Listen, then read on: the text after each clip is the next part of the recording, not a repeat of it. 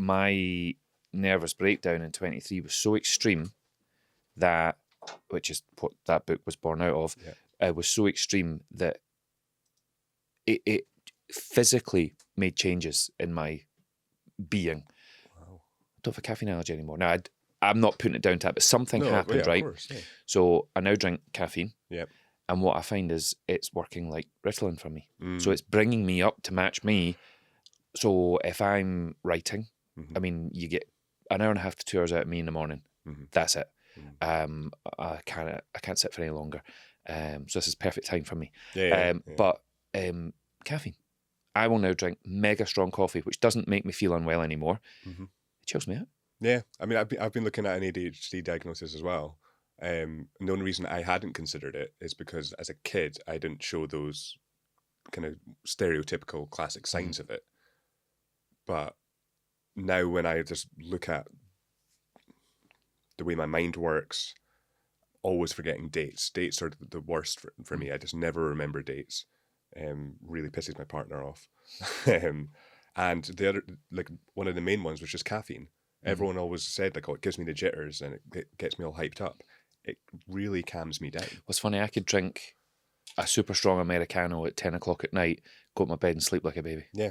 And everyone's like, that's not normal. Yeah. But it's funny, like I actually did start the process privately, but there's issues with doing that, of course, when but one of the things they require is your reports from when you're a kid. Yeah. And my mum had them.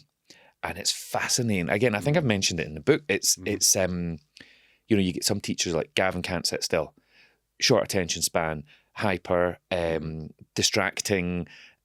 But then other teachers from other years are like wonderful imagination, loves conversation, super creative, and like, you saw me, you got it. Whereas you over there, you just thought I was trouble. Yeah. But I mean, I wasn't. I was never a troublesome kid. But so when I started the process, and basically the woman that I went to see was amazing, and she's like, you are ticking all the boxes. But I actually I hit the brakes on it because I don't need to know. Like, I'm not one of these people that, oh no, I need to know. I've worked in education for a long time. My wife's in education. Like, everyone's like, oh yeah, you're this. And then the anxiety thing, of course, because adult ADHD often presents itself as anxiety. But yeah, we're going through it with my son at the moment. Okay. Again, we've always known it doesn't affect his life in any major way. Yeah. But he actually came to us about a year and a half ago and said, I'd quite like to know. Yeah. So we're on that journey at the moment, but it takes forever. Yeah, that's it. To do it properly. I say properly, to do it not private. Yes, agreed. Yeah. One of the interesting things, or the lucky things about moving to Bristol is, and I'm still to look into this, but there's a thing called the right to choose in England. Yes, apparently I'm aware of this. Go to the GP and just say, I'd like to get a diagnosis in some random place that only has a 3-week waiting list. Yeah. As long as you're willing to travel, you could do that. Because Bristol, the waiting list is 5 years. Do we not have that in Scotland? No, I was quite surprised about it because it sounds like the type of thing Scotland would have that England doesn't have. And some GPs will support a private diagnosis, and some won't. Yeah, that's it. That's why you need to check hesitant first to do that. Yeah. Cool. So what we were talking about beforehand is how difficult it was for me to be here. So I'm trying to look at this actor from two things. One, the universe doesn't want me to be here because it genuinely felt like that last night. Or two, that no matter what happens, I can still do the thing. I can still do my job. I am intrigued. So I booked my flights about 3 weeks ago from Bristol. Booked a 9:30 at night plane, for last night. Get to the airport at the right time, and then I see it's delayed an hour and a half. So it's not a big deal, but it's annoying. I get there, and I decide I'm just going to choose my seat. Just want to make sure I get an aisle seat, because I hate being in the middle. I also hate being in the window. I need a little bit of legroom. The window's the best. Yeah, but I always feel a bit crushed. So I booked a seat, and then I went to check in online on my phone, and then it said, oh, you're too late to check in. Because I'd arrived at the airport over 2 hours before the flight, but it still said I was too late. So I had to walk all the way down. And this was also in the heat, I should mention. Absolutely roasting, so I was already sweating. Went to the desk, and then I got the paper ticket, fine, but it had a different seat on it. So then that was the first small thing that was manageable.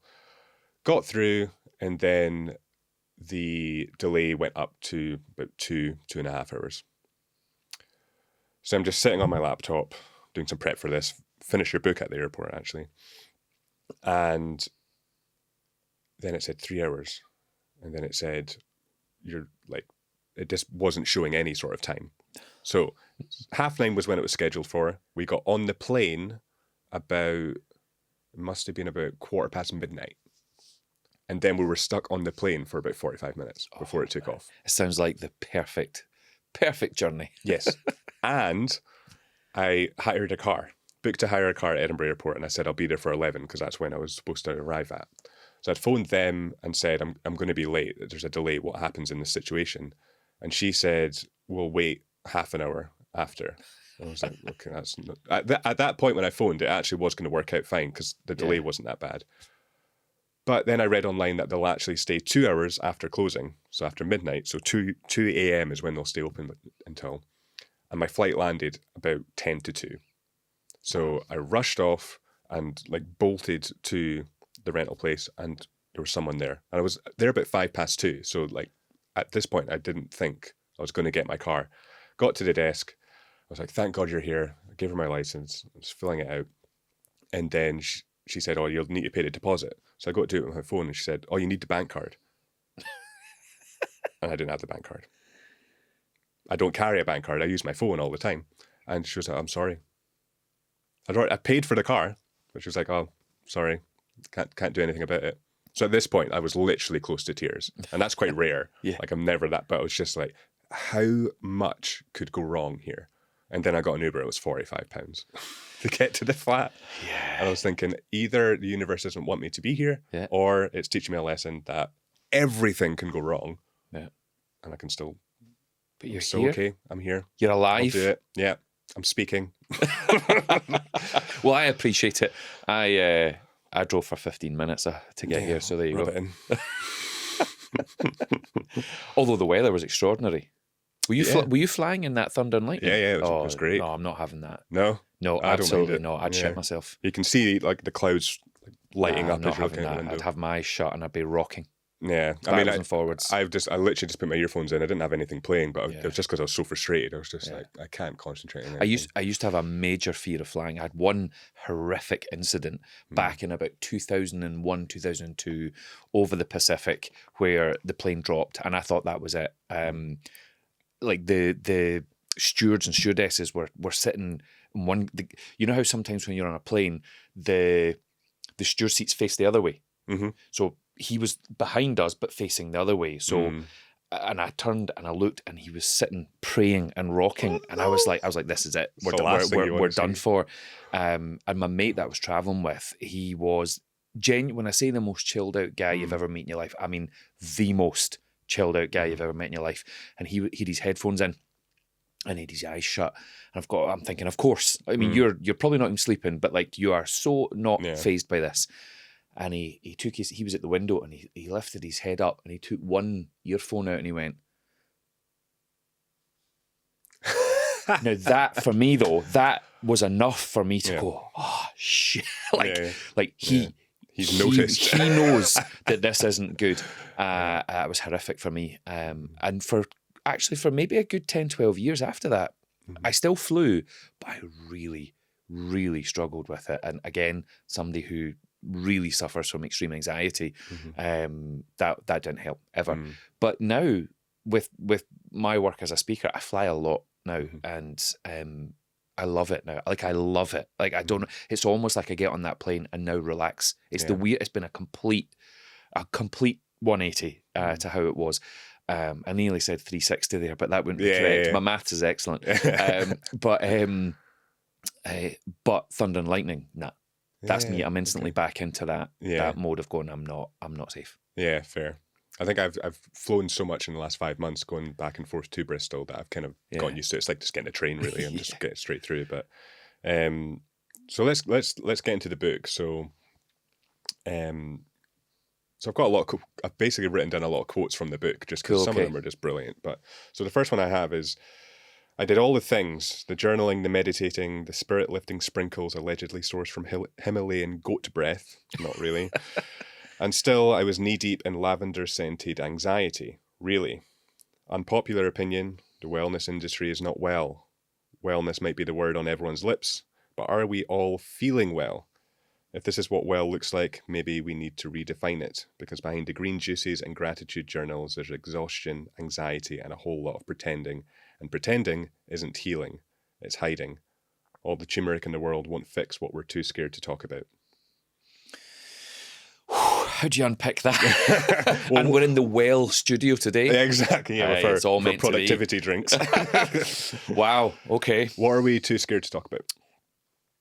So firstly, I think when it comes to mental health and well-being, and I know everyone says this, but I do agree that the world has got better at talking about a lot of this stuff. I think when it comes to one of the things you quoted back to me there, the well-being world is not well. It's all about selling. It's all about optimization. And I mean, we don't need to be another podcast chat that talks about that conversation, but it is, and it's all about sell, and it's all about the next gimmick and whatnot. But fundamentally, there are still too many people that are not okay. And is it confidence? The confidence to say, we all hear the phrase, like every World Mental Health Day, Mental Health Week, month, it's okay to not be okay. It's not. My question is always, is it? Yeah. Like we're told it is, but then when we do say it, you still get judged. You still get looked at differently. People still question your ability to then do your job properly.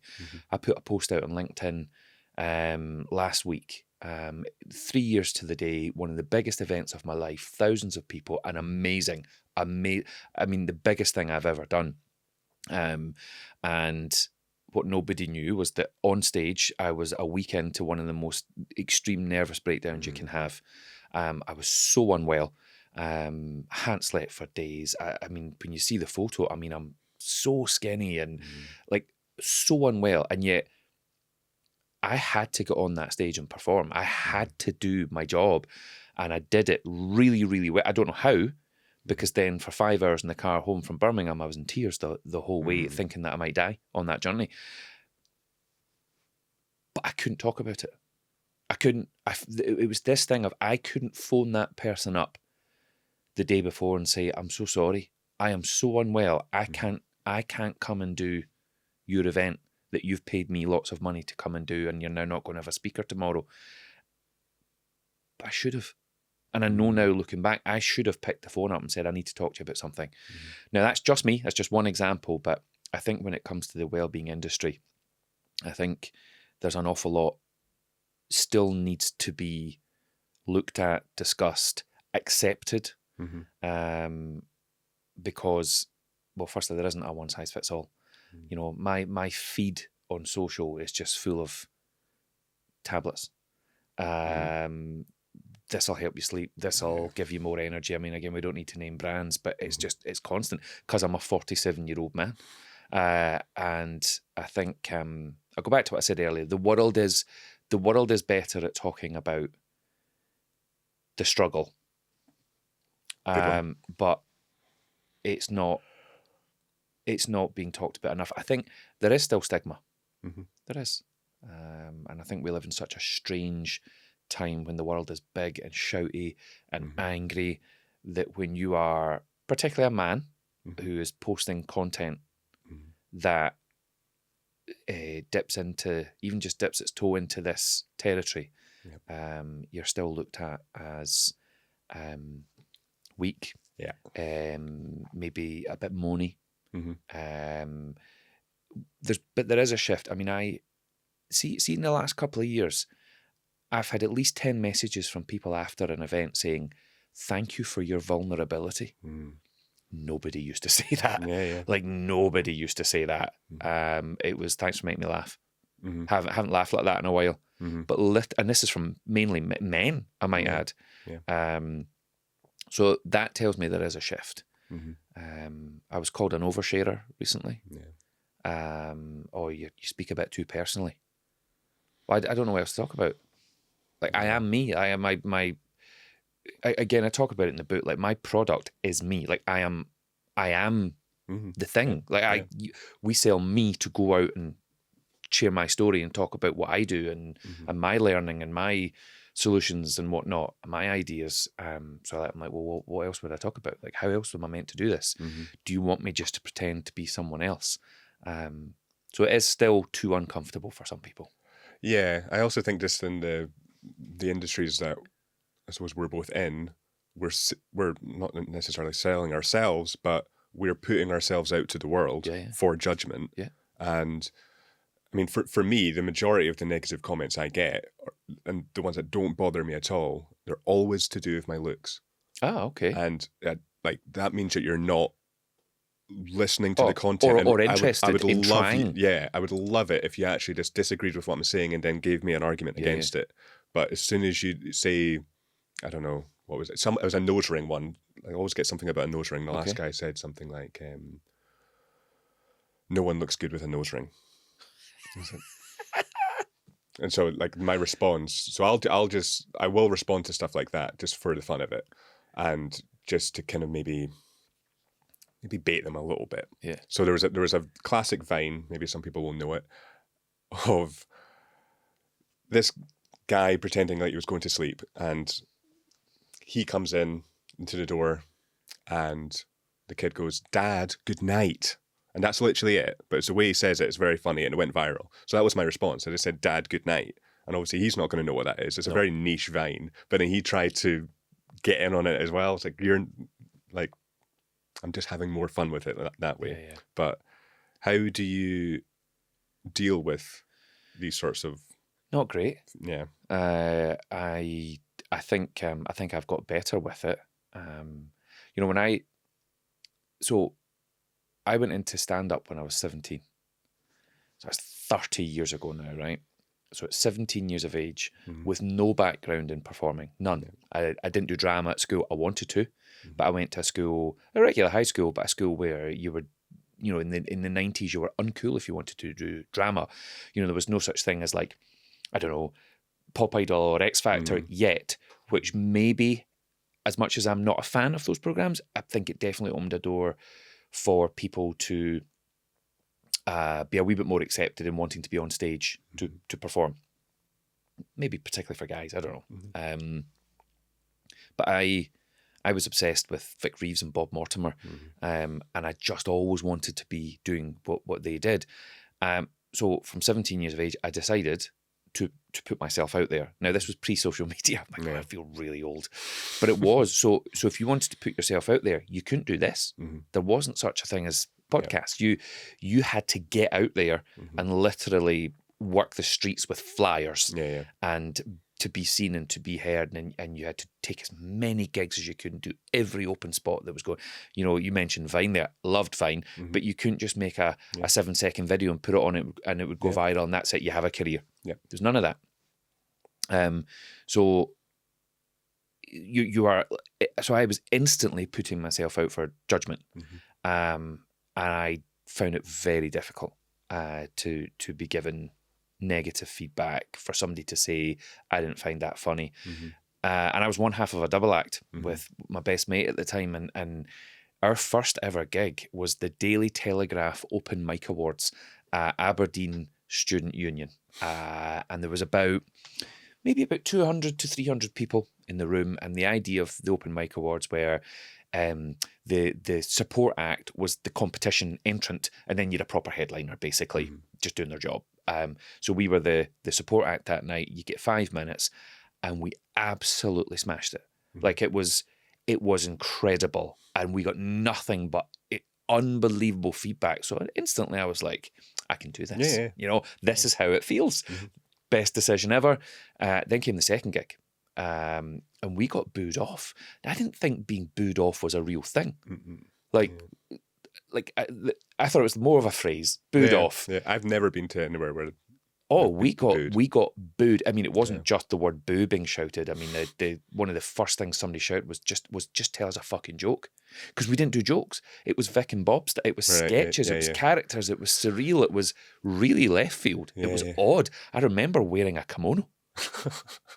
That was my mum's, I might add. Like it was really odd stuff, which, I mean, I look back on now, I'm really proud. It was brave and it was different, and actually I think really funny. But no, we got booed off, and I remember thinking that was truly one of the most horrific things I've ever experienced in my entire life. Now, bear in mind, at this point, I'd probably just turned 18 by the second gig.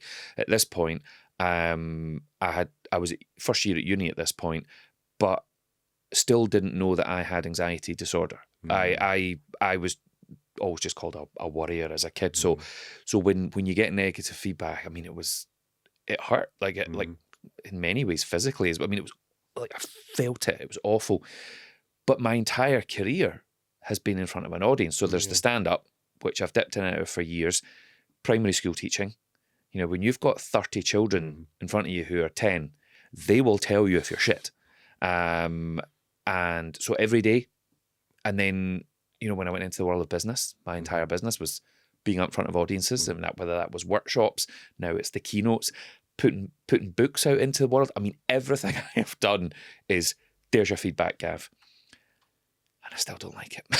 Well, I was going to say, do you think there's something there if you're suffering from anxiety? For most people who would look at what you're doing, a lot of what you're doing is very anxiety inducing, or would be for a lot of people. So stepping onto stage in front of a lot of people would be, for me, that would be like, I'd have a panic attack. I don't think I could do it. Well, for a lot of people, that's their idea of absolute hell. But see, on stage, I don't feel anxious. And this is the, I was going to say conundrum. Is that a conundrum? Probably. So there's an example as I often share, and it was, so the last sort of real run I had at stand-up was with a show called The Colour Ham. There was 3 of us in it. Brilliant sketch show. It was meant to be 3 mates just having a laugh, and it went bonkers. Just for about 4 years, and it blew up too quick. The BBC were interested. We were doing extraordinary things all over. It went beyond 3 mates having a laugh. So all of a sudden it got high pressure, high stakes, and it all imploded in the end. But I've lost my train of thought. Why were we talking about that? Anxiety inducing, stepping onto the stage. There was something I was going to tell you though about the. Why was I talking about Colour Ham? It's gone. It blew up. So now at the French Successful. Gav. Yes, that's exactly it. That's exactly it. God, I'm glad you're here. Yeah, exactly. But this is what happens with my brain. I've been out of my bed for too long. So it was during the Fringe. You would do about 29 nights in a row. And for me, that was the dream. So that's all coming back to me now. The reason I'm talking about the Colour Ham was we got to a point where we didn't have to sell tickets anymore. It sold out, right? So that was dream come true. So all the pressure of being out flyering, worrying about sales, worrying about if you'll cover your costs, there was none of that. So it was just the dream. It was like an hour every night of the most wonderful experience. But every single night, I'd pace up and down backstage thinking, why am I doing this? Why am I putting myself through this? It was awful. Like, it was eating me up. The anxiety was absolutely crippling me. I was thinking, I could just be at home with my wife and kids, and they'd probably appreciate that more. I could be watching a movie. I could have a normal job, but then I get on stage and that all goes away and the anxiety disappears. And then, so for that whole hour, yes, it's wonderful that people are laughing and that thing that you've written and created with your best friends is working, the buzz, the energy. But in my head, I'm going, this is it. This is why I do what I do. And see, when I come off stage, I'm like, I get to do this again tomorrow. Go to my bed, get up the next day, and I'm like, why am I doing this? And it would cripple me again. So the anxiety thing, like that hour on stage, and it's the same now when I do a keynote at a big conference, I feel amazing. I'm at my most comfortable in front of lots of people. But see, after, if you want to talk to me, find it really hard. Mm. So what people see is not always the real me. It is absolutely me that's up there. I know what you mean. But then quite often people say, when they're booking me to speak at an event, they'll say, oh, and you can join us for dinner that night. Mm. And I'm like, I'm not going to, but thank you. Yeah. And sometimes you get an interesting response to that because it's not meant to be rude. Mm-hmm. But I really struggle in that environment to then sit at that table with those strangers and have normal grown-up conversation. Well, I mean, this maybe comes back to the ADHD thing. So when I was, I've been researching it, so I've had a couple of guests, experts on talking about ADHD, and you've had some amazing guests, but really unique people. Thank you. One of the things his name's escaping my mind, but he basically said that ADHD, people with ADHD, their brains are interest-driven. Everyone else is importance-driven. So no matter how important something is, for someone with ADHD, they're not going to do it if the actual thing itself is boring to them. So texting, I'm really bad at, I don't like the actual act of texting. No matter how important it is, the actual act of texting I find really difficult. And it's the same with small talk. I really struggle to feign interest. Yeah. Like polite interest. And so those sorts of situations, and it's why the podcast is actually the perfect thing for me, because I'm having someone that I actually find interesting on, and we're talking about. Do you know, I get that. I have to see when I'm in a work meeting, right? I know it's important. Well, they're not all important, but quite often it's important, right? There's a little voice at the back of my head's like, focus. Like I'm telling myself, I'm like, and I genuinely sit and go, please pay attention. Listen to what they're saying. And that's just taking you right out of it as well. Because I'm not. Yeah. And oh God, this sounds awful. But there's moments where I'm having conversations with people, whether it's in my own team or clients or potential clients. And I genuinely sometimes sit there going, I don't care. I don't give a fuck what's going on. I'm just like saying that out loud now. I'm appalled. I'm appalled at myself. And there might be somebody going to watch this and this is going, well, that's rude. But like, I'm not being rude. No. I just don't fucking care because my brain has gone at that point. But no, I have to actively go, listen, focus. And sometimes, sometimes it happens on stage. So if I'm doing a 1 hour keynote, which is where I spend most of my time now as a speaker, it doesn't happen then because it's autopilot. Like it's not always autopilot. You're having to think, but it's just like go, go, go, go. And I do about 90 minutes worth of stuff in 60 minutes and it's full steam ahead and it's high energy. But see, if I'm hosting an awards, when I'm standing in front of an audience and I've read out the nominations and now we're maybe watching a video or there's a cutaway segment or whatever, I have to tell myself, pay attention, focus. But then there's that other voice going, this is a bit boring. Yeah. It's awful. But I'm not doing it to be rude. It's not that I'm not interested. Yeah. My brain is all over the shop. Yeah. I think well, if it's not rude, if you do have ADHD, then you can't really control it. There's just certain things that you struggle with more than other people. Sorry, please. Sorry to interrupt. Go for it. I read something about ADHD once that it's for some people in serious situations, you think about doing things that are crazy. Oh my God, yeah. And I feel so seen. But seriously. But just going back to the awards thing, I sometimes stand there like in front of let's say it's like 800 people. Yeah. And I genuinely sometimes think, say fuck. Like just shout fuck, fuck. Yeah. Now, of course I would never do it, but the thought is in my head, Gregor. I'm like, shout fuck. Yeah. And this has happened a lot. And it wasn't until I read that article that, oh no, that can be a thing. That was like, it's not, I'm not crazy. Yeah. I'm just don't shout fuck. Yeah, exactly. Well, that's the difference. My recurring one is always, if I'm going out for a drink, doesn't matter who I'm with, when I get a full pint, the thought comes, what if I just went like that? Just all over their head. And it's more the awkward aftermath of it. Yeah. It's like the fact that everyone would turn around, this person would feel horrible. And it's just, but every single time a pint I get a pint. That's the intrusive thought. Yeah. It's maybe the difference between, I don't know, like a sociopath or a psychopath and like someone who's not that, is that you don't do it.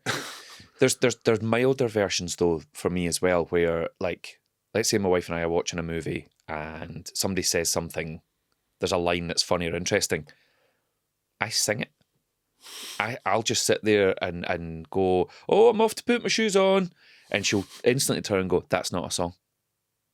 Or she'll hear me walking about the house later on singing some random thing. Like I've heard my son say, I'm heading out this weekend, and I start singing, I'm heading out this weekend. And she's like, Gav, it's not a song. So that's the calmer, nicer version of just randomly shouting fuck at a conference. I have this need to sing the thing. Yeah. And the more I've said out loud in this interview, the more I think maybe I am just crazy. Well, I mean, that's also your wife's a music teacher as well. It was a music teacher. Yeah. So, like, yeah, but I think she's maybe just song. being polite and saying that you can't sing. Yeah, fair. She was your teacher. She was. Yeah. Literally, I was watching your TEDx talk. Okay. The other day, and you were. I had a lot of hair. Was it that one? Or no? No. Oh, okay. Well, the Clack Manager one. Yeah. Okay. Yeah. But you were talking about the memorable teachers, and it's either going to be the ones that really like lit you up, or it's going to be the ones that did the opposite. Yeah. And your wife was always the one that lit me up. Amazing. Yeah. Amazing. It's always the one. If someone thinks like who's the best teacher, it probably was that, and it was because I felt seen. Yeah. Because she is one of them, and I know she is, and it's. I think music as well, though, I think is one of those subjects that allows a certain type of young person to be seen and feel valued. I didn't do music. I'd love to be music. I mean, I am passionate about music. Both my kids are lucky that they have their mother's musical genes and are amazing when it comes to music. But having worked in education for a long, long time, like I think it's a wonderful place for certain young people to go, and I think when I was in school, I think I didn't have that, but I would have loved to have been musical and to be able to go to that base and have that experience of being able to show that creativity. And but again, in the 90s, it wasn't really cool. Yeah, you were a bit of a dork. Well, even like the space of a few years, when my brother was at the same school, a few years prior, they had a different department basically, and I think it was underfunded, and he had the complete opposite experience. Like, just not like teachers weren't lighting them up; they were only thinking about exams or only thinking about results, and not about like in the passion of it. So it's like a lottery, like for some kids. I mean, the education is an amazing thing. So many amazing teachers out there. Of course, there is. You just need that one amazing teacher, and that it can change your life. But unfortunately, there's the odd one out there that shouldn't really be doing it anymore or at all, that can ruin it for many. Yeah, you speak a lot about like how the mindset of children is so kind of special. One thing that's just very interesting is that children always do something for the sake of doing it. And so I spoke with Oliver Burkeman maybe about a couple of years ago, and he speaks about the difference between atelic activities and telic activities. Telic activities are those that are done for some end purpose. Atelic are done for the sake of it, for the joy of doing it. Kids aren't doing any telic activities. No. It's all atelic. Yeah. And then as you grow older, it kind of switches. Yeah. And I think that's what I noticed before moving to Bristol in Edinburgh was I started getting into a very structured routine. And I was very occasionally doing anything that was atelic. It was all telic. It was podcasting. It was working out. It was just doing all the productivity things. And it's funny that you start from, say, maybe an unproductive space, and you start learning about self-development, productivity, supplements, and you do all the things to like be happy and find meaning. And it's just it's very funny that you eventually get to a point where it's like, oh, it's none of that. Yeah. I was almost right to start with, but you almost have to go through all of that to have that realization. Well, I think my time as a primary school teacher, so I was in the classroom 6 years as a primary school teacher, and I can say with confidence that I learned more about living life to the full, correctly, however you want to word it, from children under the age of 10 than I ever have done working with adults. It's exactly what you're just saying, to be surrounded by that mindset of presence, of fulfillment, just that.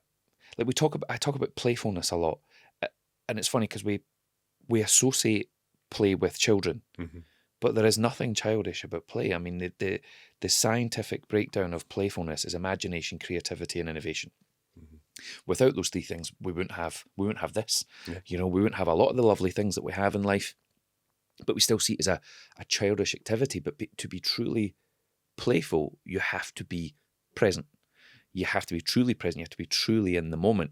And the way the world is now, you mentioned there about productivity, supplements, like it is for that. What's the end goal? Yeah. What are we trying to do? And, when you buy a self-help book, now I write self-help books, but quite often for people, it's the buying of the self-help book that, it's like, this is, I've done it. I've done it. I've taken the step, and it's the carrying the book home. This is the one.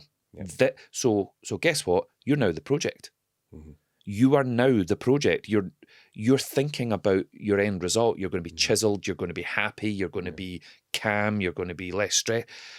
It's going to save your marriage. It's going to save your job. Like, and so it's like. So I'm working on the next book at the moment. And the working title at the moment is The Power of Being Completely Unimpressive. So think of it as an anti-self-help book. Yeah. Right? Where I'm kind of flipping it on its head a little bit. And this idea that when you go out to achieve great things for yourself and you are tracking everything, then actually in many ways you make yourself less happy. Because you're not present. You're living in that 1 year from now, 2 years from now, 3 years from now, and you are tracking. You've got a fancy watch on, and that tells you selling it. That tells you everything constantly. Yeah. I don't have a watch on because I bought one a few years ago, and after about a year, I can't take this.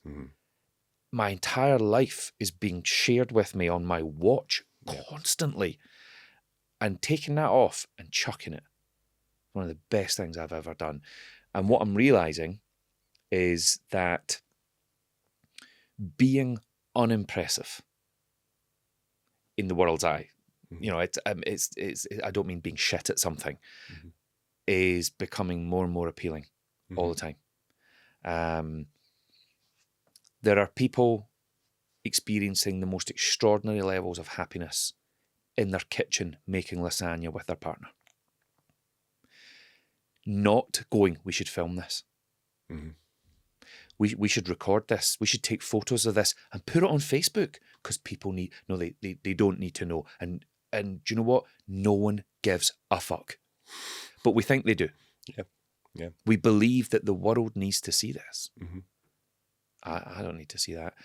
But if you can't genuinely have a beautiful 90 minutes in the kitchen with your partner or kids or friends without thinking, I have to record this, I need to shout about this, I need to celebrate this with people who I don't even know, something is fundamentally wrong. So, and by the way, I've done it. I've never filmed me and Ali making lasagna. She wouldn't let me. But I've come home late from events. Did you hear Keith's stomach there? Yeah. That was fantastic. I thought it was a door. It was absolutely extraordinary. For the first second, I thought it was me. Yeah, me too. And then I realised it wasn't. It was Keith. Yeah. I've done it where I have. Actually, I was writing this the other day. There, I was trying to put some stuff down, and I was writing about coming home from an event that had gone really, really well. Like not a stand-up gig. I don't do that now, but like a big keynote at a conference, but it meant I got home a little bit later, and I was in the kitchen, and I have my phone on silent all the time. Nothing pings in my life. But of course, if something comes in, I check, right? And there was a lot of amazing comments coming in, specifically on LinkedIn, because it'd been quite a corporate kind of event. But my son was talking to me. And I wasn't listening because I was in a performance review with my audience, you know, and it was going really well. But whatever was in my son's heart that night, I chose. I mean, we're talking about feedback. I chose feedback. Yeah. I showed him that gratification is more important than what was in his chest that night. No, it's not. I'm not a bad parent. I'm not. That doesn't happen all the time. Yeah. But in that moment, it did. My son didn't need me on that night to be impressive. He needed me to be unimpressive in the real life sense. Yeah. He needed me to be present, to be there for him.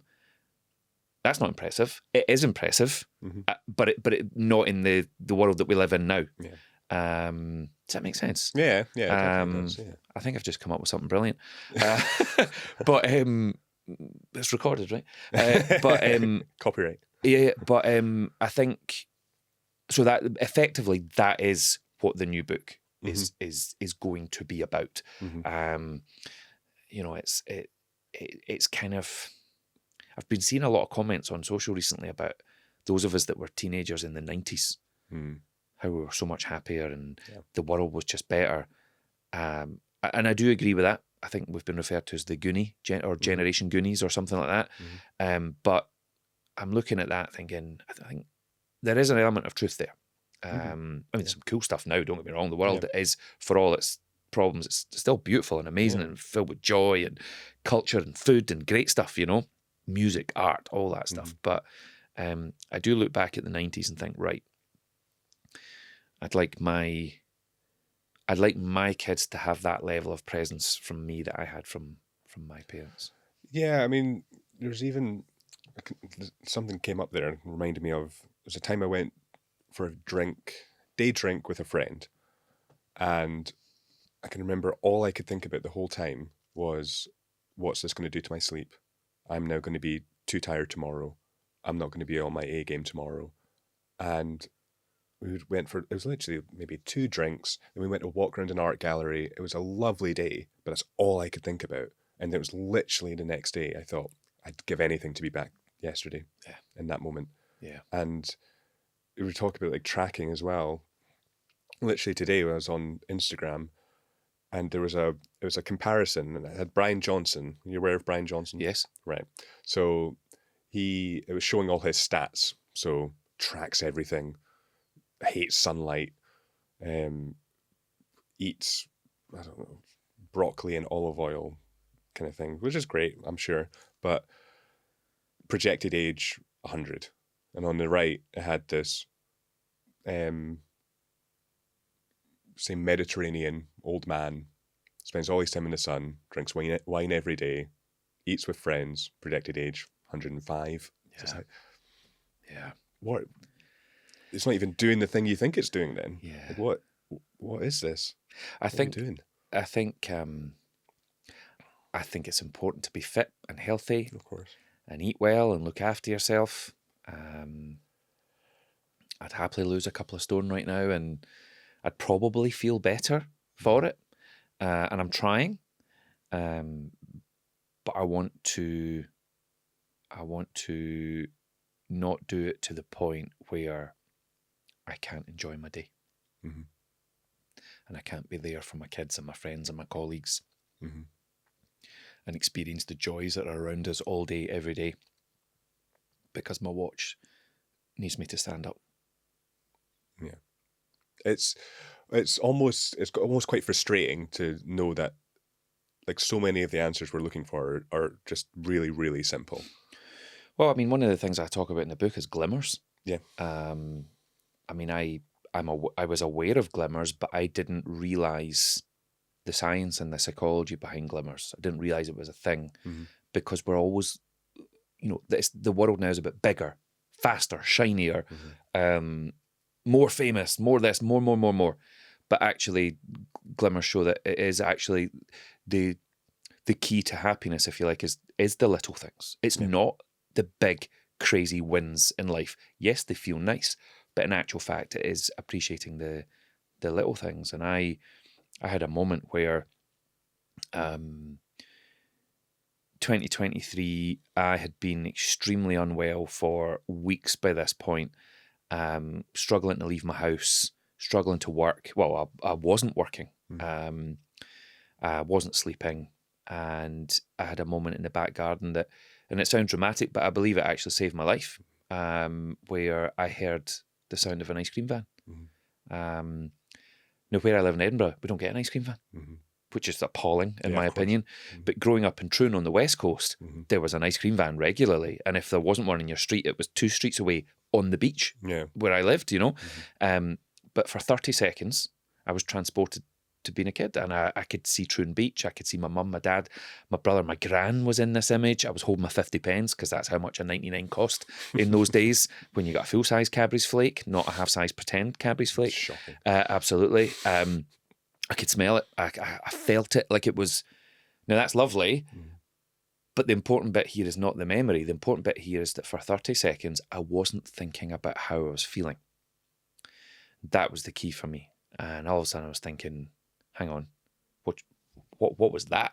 Like, for the first time in weeks, I didn't feel anxious. I wasn't noticing the sadness, the hurt, the crippling anxiety in my body. I thought, I need to find out what just happened there, and I need to find more of it, because can you find enough of it that you get an hour of that? Can you get a whole day eventually? And what if you find so many of these moments that eventually you start having a normal day or week again?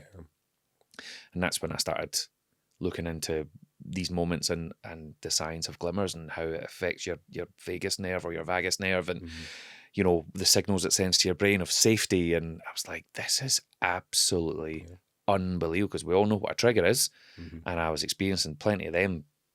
But that micro moment of joy, literally, again, to repeat myself, it sounds dramatic, but I think it saved my life, because I'd got to a point where I was having very uncomfortable thoughts.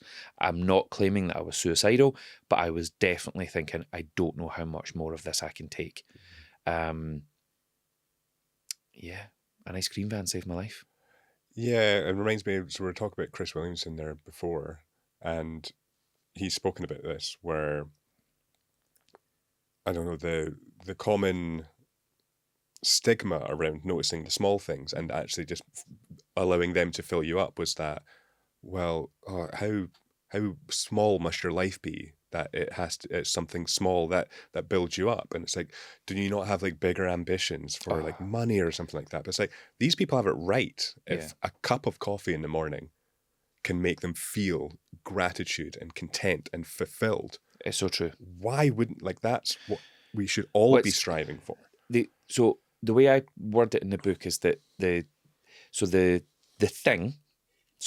coffee is the glimmer, how it makes you feel. I refer to it as a sun kick. Yeah. Now that was a term I actually heard in a song years ago about he's singing about his girlfriend is his sun kick, and that all stuck with me. I thought I'm going to use that one day. Yeah. But like, as I'm sitting here talking to you, I can see the sun hitting your face.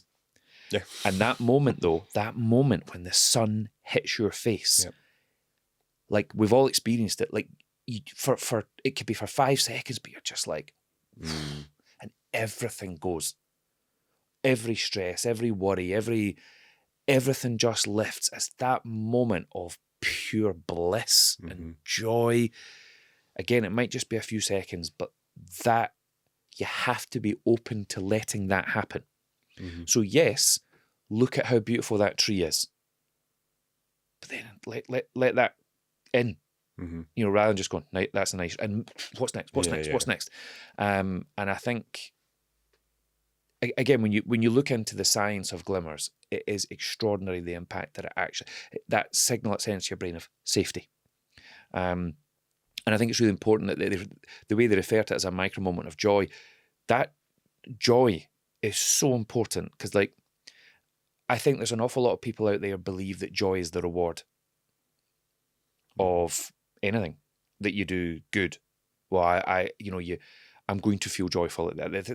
The joy came from, but when you look at the science of joy, joy underpins that journey. I once heard it referred to as joy as the architect of inspiration and innovation. It sounds a bit corny, but I love that. But the problem is people are waiting for the joy. Yeah. But the joy is in that tree. The joy is in that ice cream van tune. The joy is in that massive crisp that you just found. My last book, Life Will See You Now, I started off with a quote from Macaulay Culkin, who's a very funny man, by the way. If anybody follows him on anything, quirky guy, but he's a good guy. And he said, I am yet to experience a level of enthusiasm that tops, holy shit, look at this potato chip. Point being, when you find a massive crisp, it makes your day. Yeah. Puts a great big smile on your face, but not just yours, because in that moment you turn to everyone else and go, look at the size of that! It's the size of my face, Mum! And if there's no one there, you get your phone out and you take a photo and you put it off out into the world. Yeah. You'd probably even put it on LinkedIn nowadays. You'd probably go on ChatGPT and ask for a leadership article to accompany your crisp. Yeah, talk about shouting fuck. But the joy, the massive crisp, like as a kid, it lit you up. Some adults now don't enjoy that moment, but a lot of us still do. And it's just having that moment to yourself where you enjoy it, because actually that improves your health and well-being in that moment if you let it in. Yeah. I think also it comes down to some form of balance. And I noticed this so since moving down to Bristol, it was only the last few days, I've finished work at 3, it's been roasting hot, and I've just thought, I'm going to take myself to a bar, which I never would have done up here, because I've lived here for 30 years. I would always just go home and do my work there. Yeah. I thought, I'm going to go to a bar, I'm going to sit in the sun, I'm going to read your book, and I'm going to write down some questions. I'm doing work, but I've also just had a pint, and I'm doing it for the fun of it, and I'm recognizing the joy of it. And I feel like too many people will just be so focused on the end goal, so focused on the work, that they never have that sort of balance. And I just feel like they're delaying gratification every time they get there. It's like you achieve the thing and then you're already looking to the next thing. Absolutely. But I think that's going back to the thing I was saying earlier about like the self-help books. You achieve the thing and then you're like, now what? Yeah. Well, maybe enjoy it for a bit. I've found genuine joy in writing, and it's taken a few years to get there. Like when I wrote Confidently Lost, like I would wake up in the morning and I was excited, like genuinely excited to get the laptop open, get a couple hours of writing done. I have fallen in love with the act of writing. There is joy in there for me. Now, for some people, they're like, how boring, but fine. But it's so important that you find that in something. Yeah. Where I think in the past with some of the other books, it was like you're just trying to get the word count up. There's a deadline looming, and all you think about is, I've still got 30,000 words. Nah. Like I've managed to shift my mindset hugely over the last few years. And I think that goes for everything. I mean, it's Friday today. I'm cooking dinner tonight. I can't wait. What are you making? So I've started making, it's how would I describe it? It's almost like a Moroccan thing. I don't mean like weird tagine fruity stuff. Meat and fruit. Nah, I'm not doing that. No, it's it's a chicken thing, but it's done with onions and peppers. It's got this amazing spicy, but not like hot spicy paste on the chicken. And the way you cook it, you don't fry it, you do it in the oven, and it cooks with all the veg, but you serve it with giant couscous, which lovely. Yeah. Which is not cool at all, but like You cook the couscous in stock. Nice. And sounds good. The flavours Yeah. phenomenal, to the point where even my teenage kids are like, this is amazing. It was one of those accidental finds, if you like. Yeah. It's not really a Friday night tea. My wife gets annoyed at me. She's like, what is a Friday night tea? I'm like, takeaway. Oh, of course. Yeah, fair. But it is delicious. Yeah. So that's that is what I'm making tonight. Nice. But I'm really looking forward to it. Yeah. Nice. But again, years ago, it was like just a slog. You said, I've got to make food. I've got to. It doesn't need to be that way. Yeah, I think. Sorry, now my mind's not working. But food for me is joy. Yeah, I just eat too much of it. I thought. Well, that was what it was. Yeah, so I'm brainstorming an idea, and it is related, I promise. And it's about freedom, and so I think it was maybe my therapist had asked me kind of, why are you doing the podcast? What does it actually do for you? Mm-hmm. And I was trying to answer it in a kind of not basic way of saying, well, money or success. And when I actually thought about it, it was more about freedom. It was about doing what I want to do and not having to do anything else, essentially. Mm-hmm. And then I started working at this idea called, well, I'm phrasing the freedom fallacy. And it's this sort of paradox where you work really hard to achieve some form of freedom, but in doing so, you're sacrificing freedom in the present. Yeah. And I think you're talking about retirement. Yeah, well, that's the kind of annoying thing. It's like, how long will it take before? Yeah. And it's also assuming that you have to work really hard now and sacrifice all your freedom to achieve that level of success in the future. And you might die anyway. Yeah, and you're also comparing yourself to all the other successful podcasters who say, I never missed an episode. Yeah. And I've learned fairly recently, it's like, that's not something to brag about. Yeah. Like, you didn't take a break. Yeah. Like, I just think that's wild.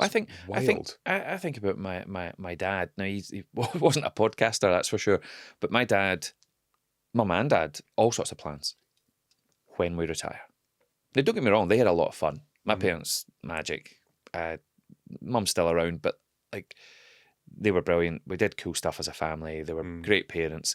But there was big plans for when we retire. My dad was gone at 63, I think. He was forced into early retirement due to cancer, didn't make it. Now, I that's it's one of those stereotypical examples, right, of somebody not being able to enjoy the fruits of their labour, their retirement. But that does happen, and I understand the importance of security. I understand the importance of, well, the enjoyment of doing well in a career, right? Of course, I mean, I want to be successful at what I do. I want to be able to support my son who goes to uni in September. There's always that thing of, well, we need money for this and we need that for that. However, what about now? Like, are you happy now because you're allowed to be? But going back to what we were saying earlier, it's this. What's next? You achieve this, okay, now we're going for that. And then we achieve that, then we're going for that. But look at what you have now. Are you actually genuinely grateful for what you have now? Are you allowing yourselves to experience positive emotions now? Like, I'm a big fan of like applied positive psychology and whatnot. And they talk about the PERMA theory and the positive emotions, engagement, relationships, meaning and accomplishments. And I think I love when Martin Seligman talked about learned helplessness, and if we can learn helplessness, then can we learn to be more grateful, more optimistic, to experience more positive affect emotions? Yes. But you have to try, you have to do the thing, you have to put the effort in to that. Again, we live in this world where it's like, I want shinier, I want bigger. I describe it in the book as when we used to collect stickers as a kid. It was like, got, need. Oh my God, look at the big shiny one they've got. It was all about the shinies. But But you did everything you could. You were saying to your pals, I'll give you 50 stickers for your shine. You'll do whatever it takes to get the shiny one, to be the first to complete the album. Yeah. You want to get ahead there. It was like sticker albums paved the way for the world we're in. Yeah, exactly. I mean, I loved a They're to sticker blame, album. yeah. I still do in many ways, but it was that sense of gratification when you got the best card, you got the shiny.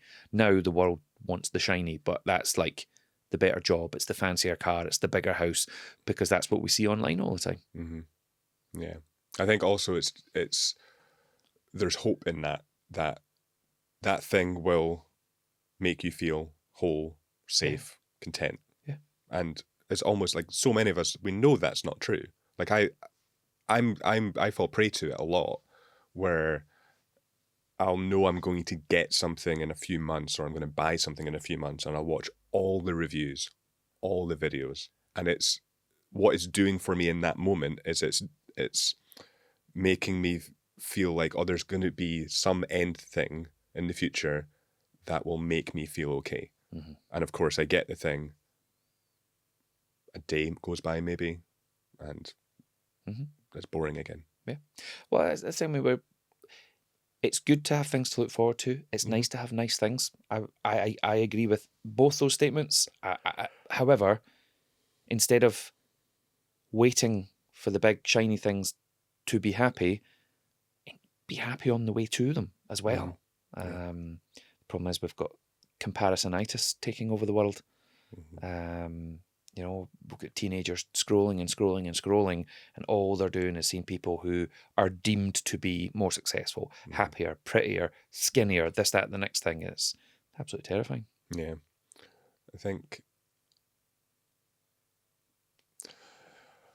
I think also, like you've mentioned that your main goal now is to just have a good day. And so 5-year plan, have a good day. And 100%. it's a great way of actually looking at it, because it restricts you. It restricts your future thinking. Yeah. You're only thinking about from here to the end of the day. Yeah. So what can happen? I haven't nailed it yet, but that very much is what I'm working on.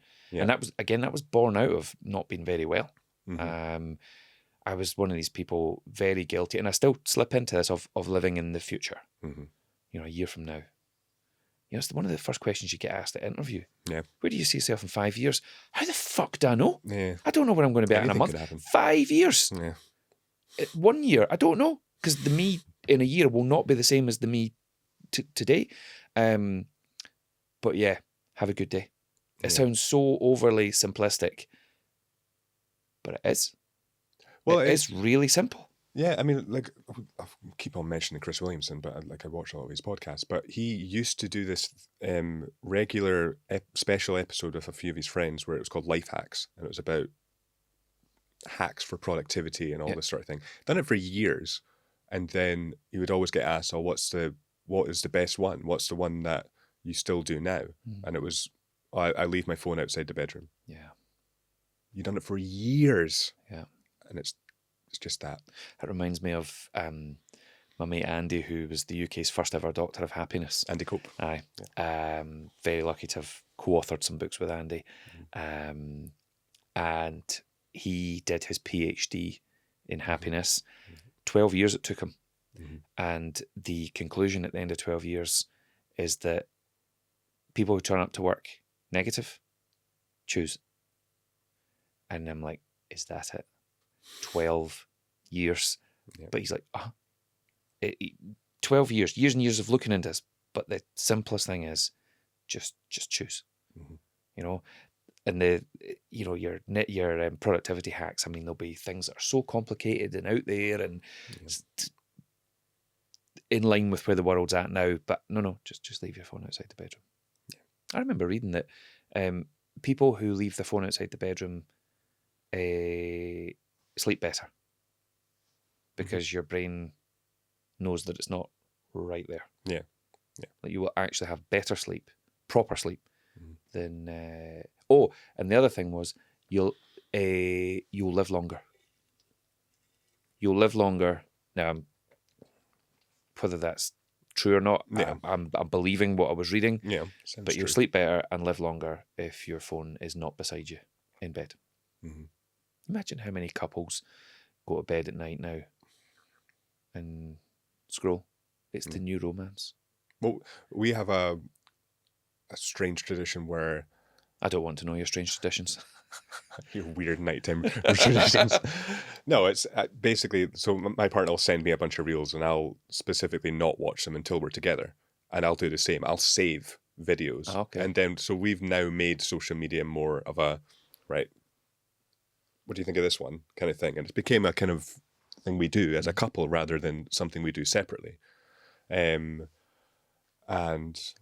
yeah, I think that's something, like if you want to use social media, make it something you're doing with people. Just think we should get rid of smartphones.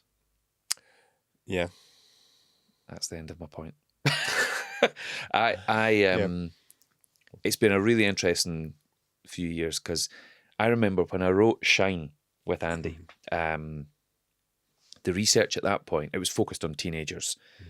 And when we talk about phones and social, it's always about the kids. Yeah. Hello, adults. Yeah. Firstly, we created it, we've paved the way, and we're addicted. But the research at the time was, at that point, 15-year-olds and 16-year-olds on average were spending 6 hours a day with their phone in front of them. That's 91 days a year. 91 days a year doing that. Yeah. That's absolutely bonkers. But it's gone up since then. Yeah, that was like 7 or 8 years ago now. Yeah. So I think the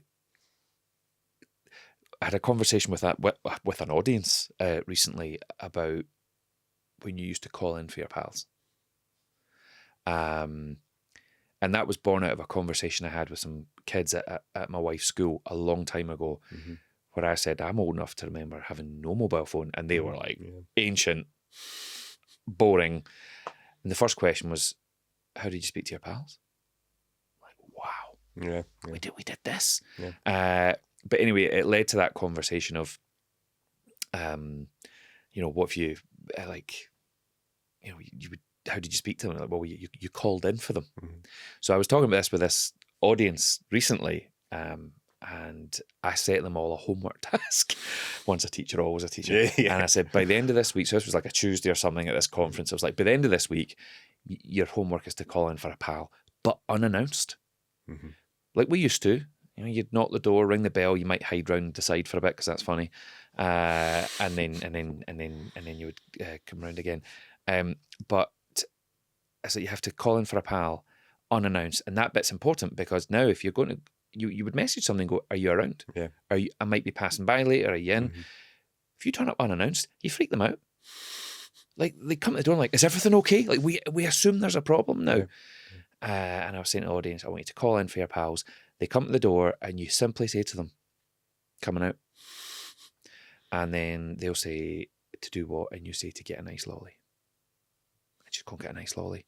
And do you know what? I get 2 messages from people saying, I called in for a pal that I've not seen in months and we went for a nice lolly. 2 people. 2 people did that. And they said, we had a wonderful afternoon.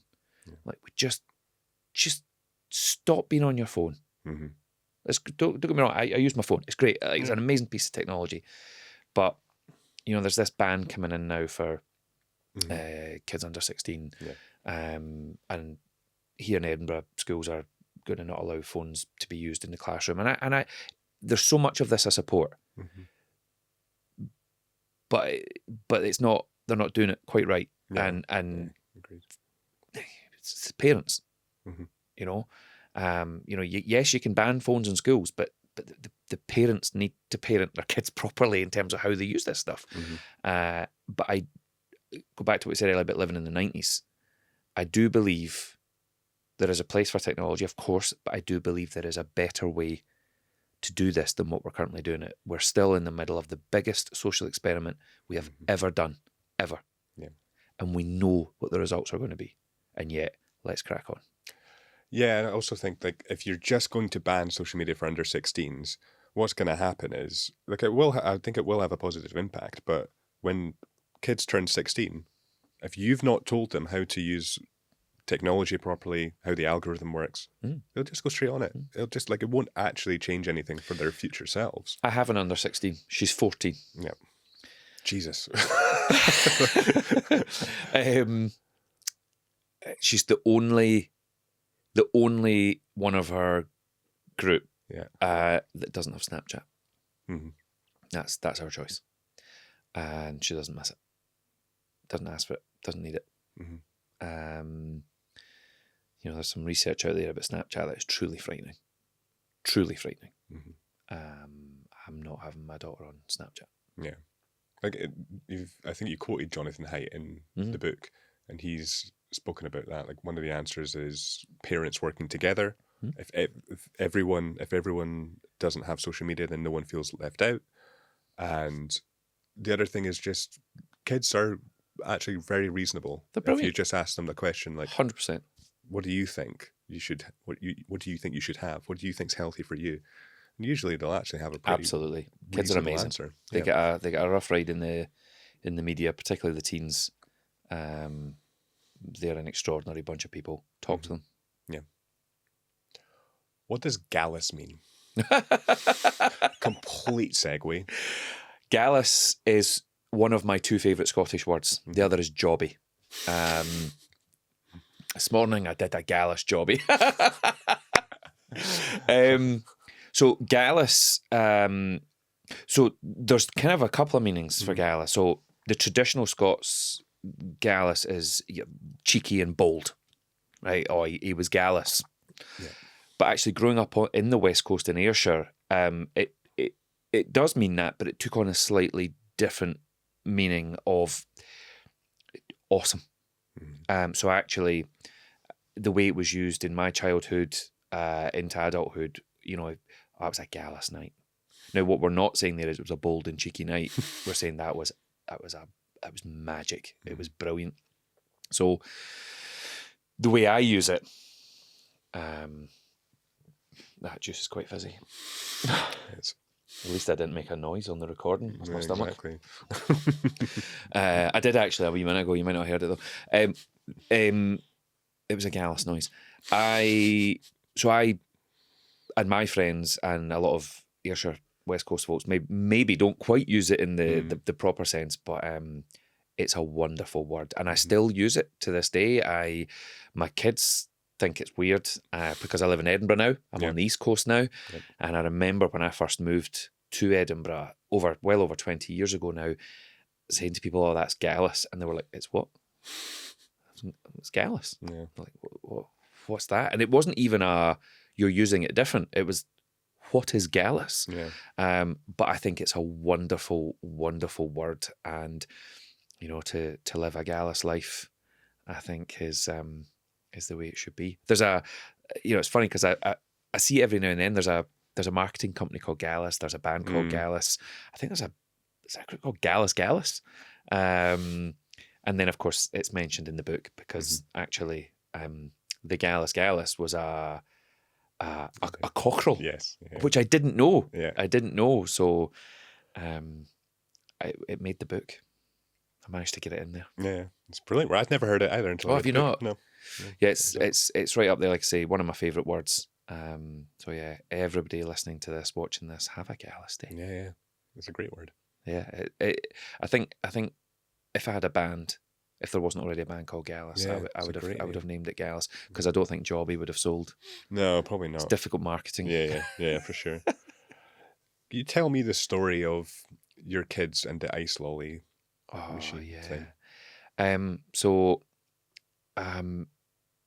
The first time we ever went abroad with the kids, they were 4 and 7, and we went on an all-inclusive holiday, which I don't know if you've been an all-inclusive holiday. They are both amazing and shite. It's the dream and it's the nightmare all at the same time. But we'd arrived late at night, so pretty much straight to bed, got up the next day, got the sun loungers. As I have said many times to people, if the world just put in half the effort to their real life, to kindness, to living a good life that they do to get in a sun lounger, I mean, the confidence, the planning, the strategy, the speed, unreal. Just do that, but in a good way in life, and you'll be great. Yeah. So we got sun loungers, had breakfast, of course, all inclusive. We had multiple breakfasts, and then played in the pool for a bit. And then my son said, "Can we get a nice lolly?" Absolutely. Go and help yourself. The two of them just stood there. And they're like, "What do you mean?" I was like, "Well, you just go and help yourself. Remember, it's all inclusive." Explain the concept again. Mum and Dad have worked hard. This is a treat. You got that giant freeze over there. Help yourself. They're just still standing there. My son was like, but that's stealing. So as a parent, I feel good in this moment. Like I've done my job properly. But then I explained, no, we paid for it. And I'm like, just help yourself. Just help yourself. And my daughter, who was 4, said, "But we need pennies, Daddy." I was like, "You don't need pennies." Now, they didn't believe me. Of course, my wife Ali's sitting on the sun lounger beside me, and like all good kids, they asked their mother. You know, I think that's a thing. The dads will understand. And so they said to Ali, "Is it true, Mummy?" So she then just said what I said. Yeah. But they believed her. Yeah. But as they realised you can just go and help yourself, these 2 wee souls just came alive. They when you are 4 and 7, when you're excited for something, everything moves. Everything moves. And as I say in the book, you wiggle. It's a proper wiggle. And I ask every adult out there, when was the last time you wiggled? When something truly lit you up, an everyday thing that you couldn't keep yourself, you couldn't contain yourself. So I can see them now as I'm sharing this, like they're just, oh my God, so excited. And off they went. And you could see, like, kids have this ability to make other people smile. Dogs do it, cats do it, kids do it. And you could see people around the pool going, check these two. And plus, you can't miss my two. Red hair, the colour of milk. I mean, they were glowing, like almost luminous. And everyone's like, "Look at these two, look at this." And they got over to, it was a chest freezer that you slide the top back. And my son slid the top back. And I remember turning to Ali I was so happy for them, right? It was so exciting. And I turned to Ali for like 3 seconds, looked back, there's 2 pairs of legs sticking out the freezer. And this is true, they were in the freezer. And we reckon they were in there for nearly 4 minutes, Gregor. That is a long time to be upside down in a freezer. But I have this wonderful image of them swimming in a sea of ice lolliness. There was people like taking photos, and I was like, absolutely, this is magic. And they kind of popped up 2 each. I was like, yes, taught you well, kids. Wiggled their way back, got onto their sun loungers, and this wonderful thing happened where, like, I don't know, how long does it take to eat 2 ice lollies in that heat? 4 minutes, well, less if you're me. But maybe 3, 4, 5 minutes, right? Just this nothingness, just but a nothingness in the most beautiful sense. Like, we're talking about contentment and fulfillment, like utter contentment, fulfillment. We're talking about being present. I mean, my goodness, utter presence in the moment. And this genuinely remarkable conversation broke out, not quite around the pool, but amongst strangers from all over the world who'd never met each other before, that went along the lines of, "When was the last time you felt like that?" No one knew. And it was just this really quite enlightening moment. We're all being taught a lesson here by a 4-year-old and a 7-year-old who have found that micro moment of joy in an ice lolly. Partly because it's an ice lolly, partly because they could go and get it themselves. I mean, talk about a glimmer, right? But then the adults are sitting going, we've just gone, look at these two, look at the joy, look at the happiness, look at the excitement. Oh my God, look at the smiles. To, I don't remember the last time I felt like that. And the first thing I did when we got home was get my first ever tattoo. And I have a tiny wee tattoo. Brilliant. A tiny wee tattoo of an ice lolly on my arm. And I know people will look at it and go, "You just fucking drew that on with a pen right now for the sake of it." But no, that was my first ever tattoo of a wee ice lolly. And that is just my... It's amazing how much you see that part of your arm. Yeah. Like, everyone's like, why there? I'm like, actually, you catch that part, like brushing your teeth. It's there. And that is my daily reminder every day, because that's what a daily reminder is, that it's the wee things. Yeah. So my glimmer journey, I feel like, actually started a long time ago, but I didn't know they were called glimmers at that point. Mm-hmm. And I am reminded of that moment several times a day. Mm-hmm. And every time I catch a glimpse of that ice lolly, I feel myself smile, and it fills me up with goodness. Mm. I love it. Yeah. I want to, so something quite related there. I want to actually read you something. So this was a Instagram post, and it was by Her Boy Mum Era. There we go. And I'm not quite sure what it is about this Instagram post, but every time I read it, I'll cry. You going to go for it now? I'm going to go for it now. Knowing I probably won't now, because I find in a public setting, I just don't. Yeah. But it has to have something if it does that to me. Oh man!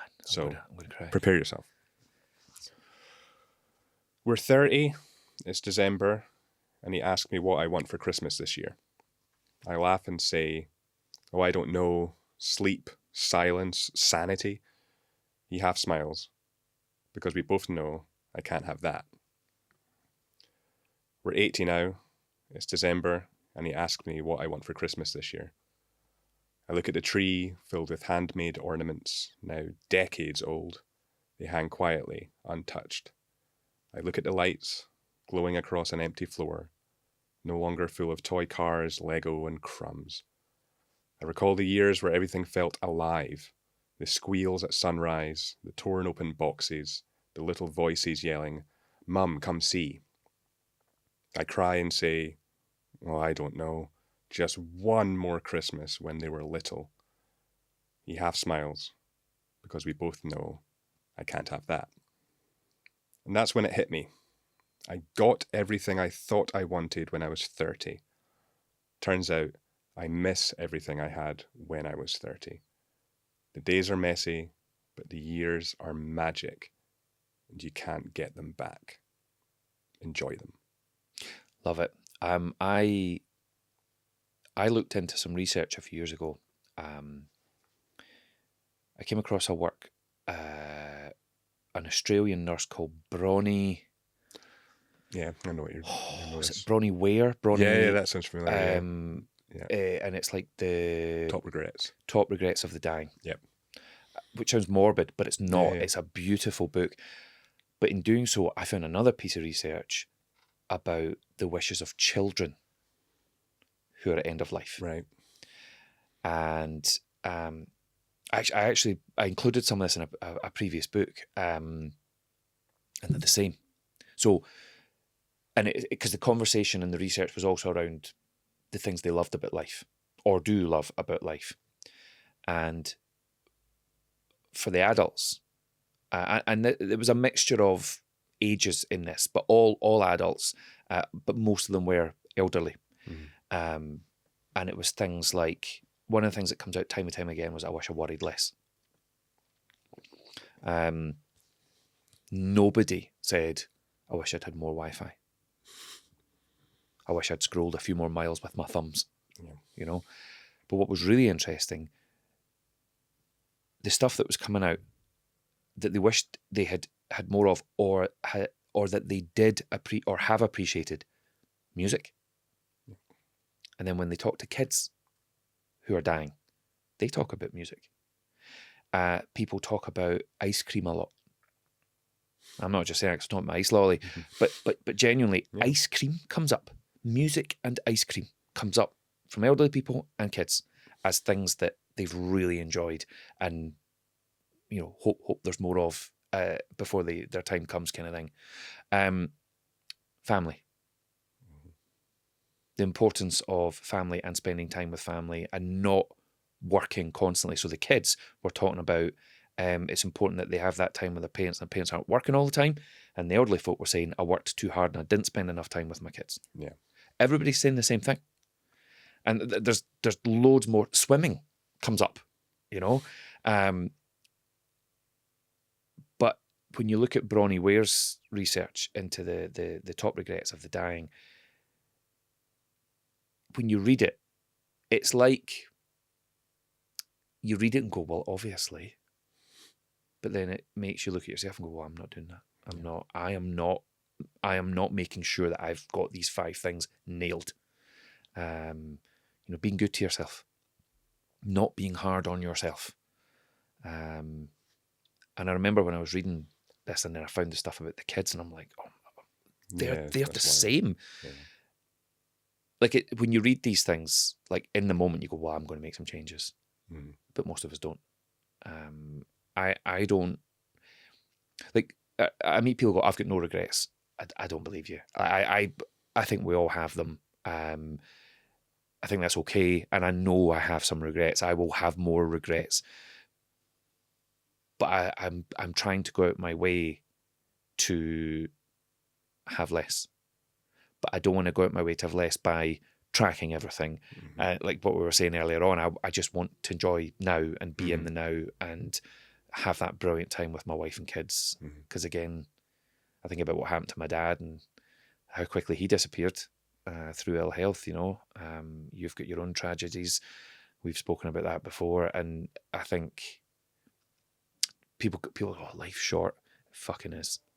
It is. And by the way, we're all going to die. Yeah. So let's do it well.